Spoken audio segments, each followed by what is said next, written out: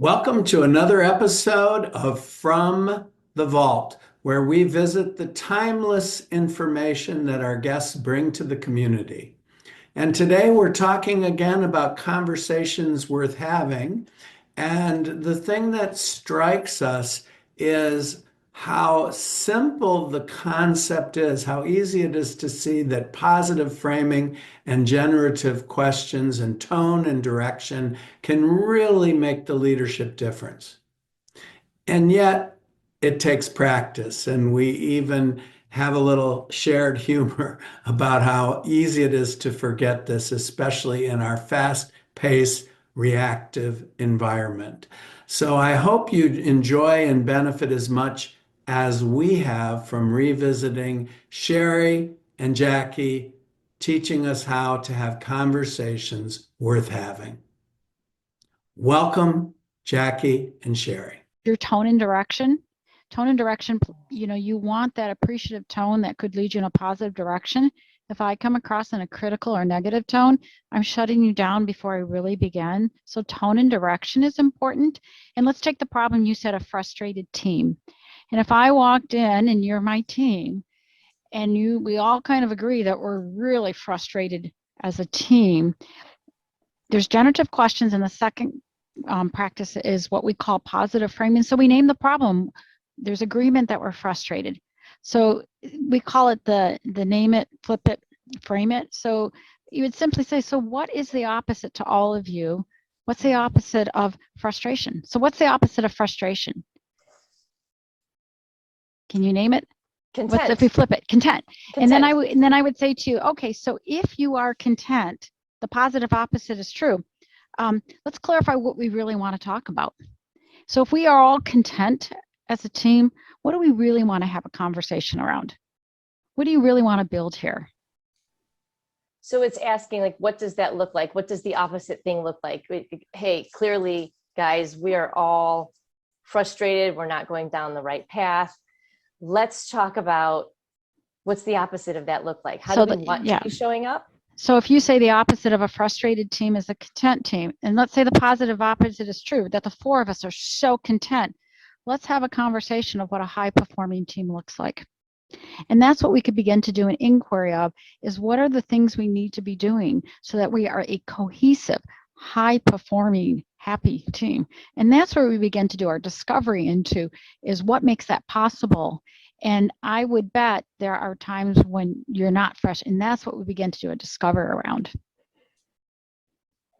So framing it to reflect on the times when, there was a point in time where we worked really well together and we were just jiving, we were in the flow. Let's reflect. Yeah, what made those conditions possible? What was going on?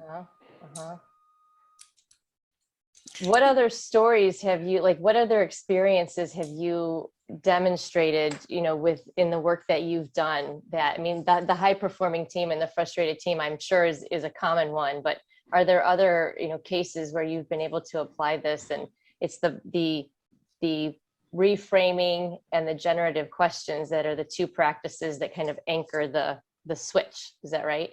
Mm-hmm. Yes. And there are so many of them.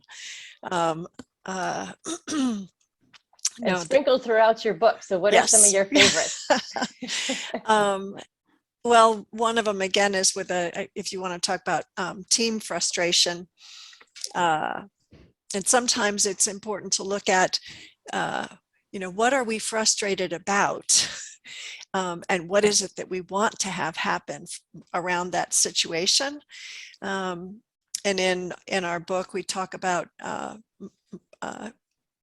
time when an employee is typically late every Wednesday morning for the Wednesday early staff meeting.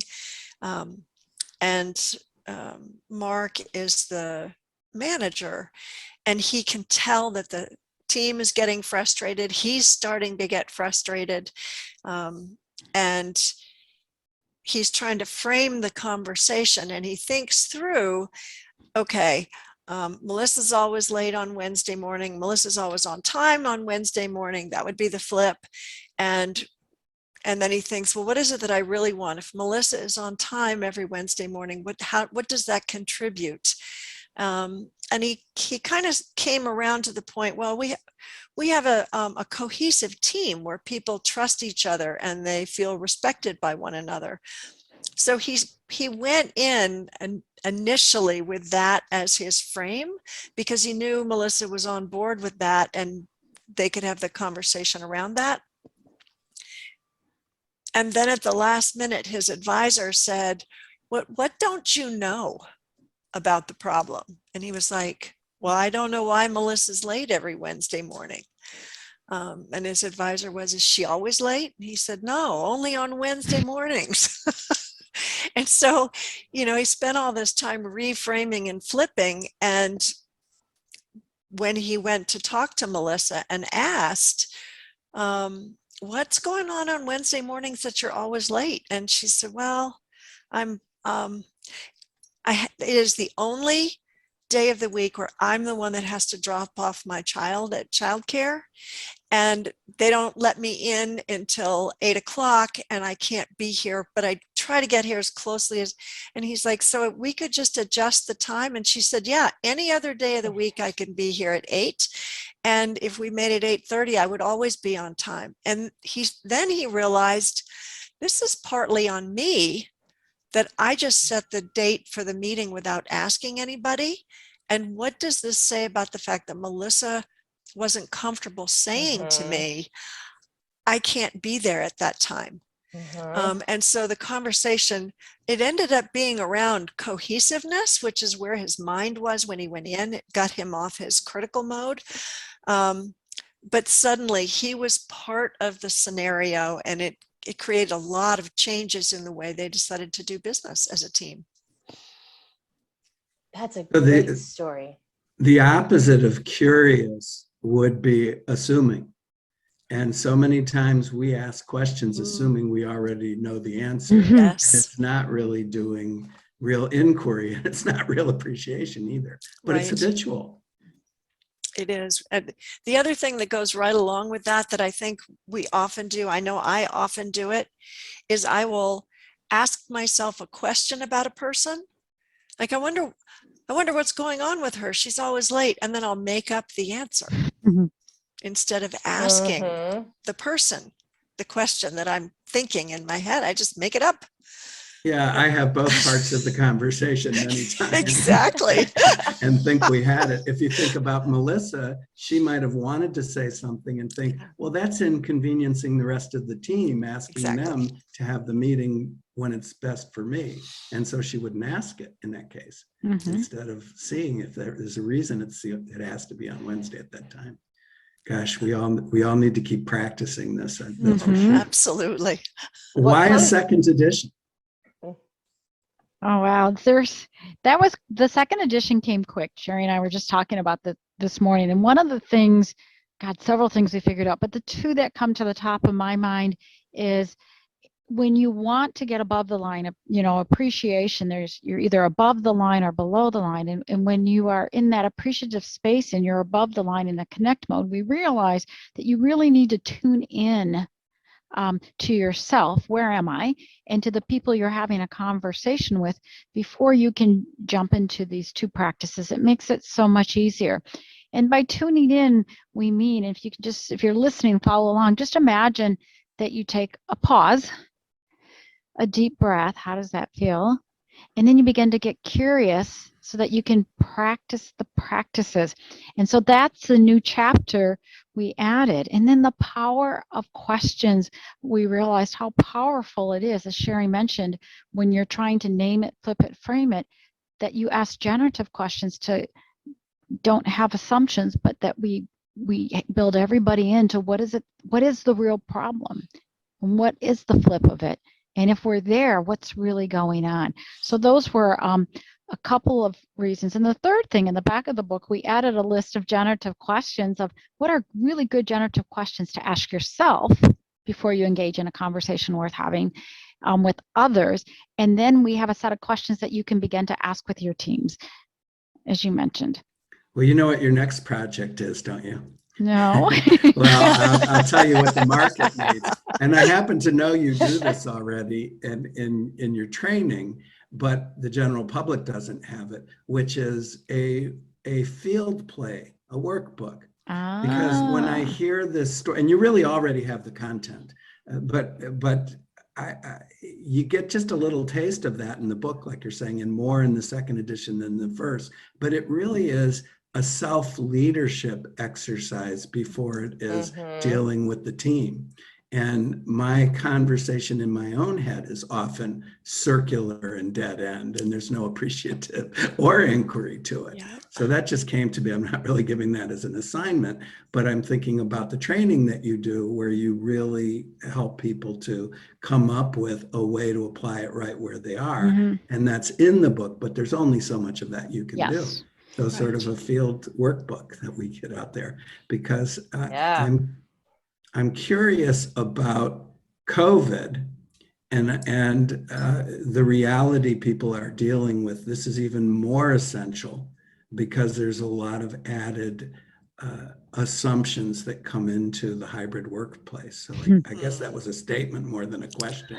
So let me ask it as a question. Or Adrienne, you ask it as a question.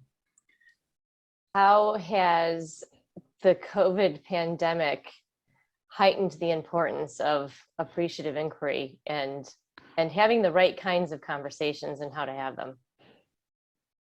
Boy, what a great question.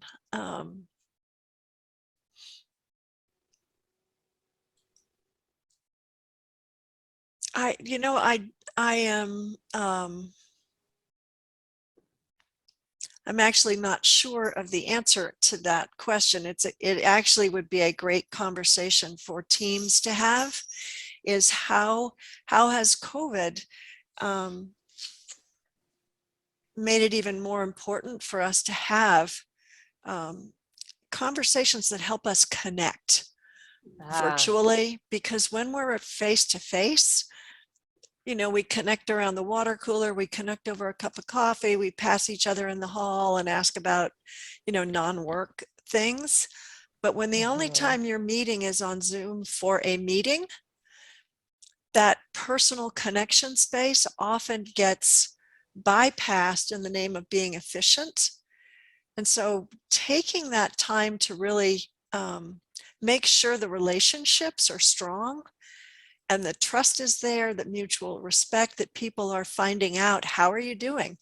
Some people are thriving in COVID and being at home and being in a virtual space, and other people are depressed. And I know I keep reading about how so many people are struggling with the virtual world. And in part of it, I'm guessing, is that we just don't take the time to have the conversations that build relationship. And so how can we do that? Thank you for listening to the Leadership Beyond podcast. We hope you benefited from this conversation as much as we have. We invite you to join our community of conversation. Subscribe to our podcast on iTunes, Spotify, or wherever you listen to podcasts. Don't forget to sign up at aleadershipbeyond.com for free materials and updates. That's aleadershipbeyond.com. Join us in 2 weeks for our next episode.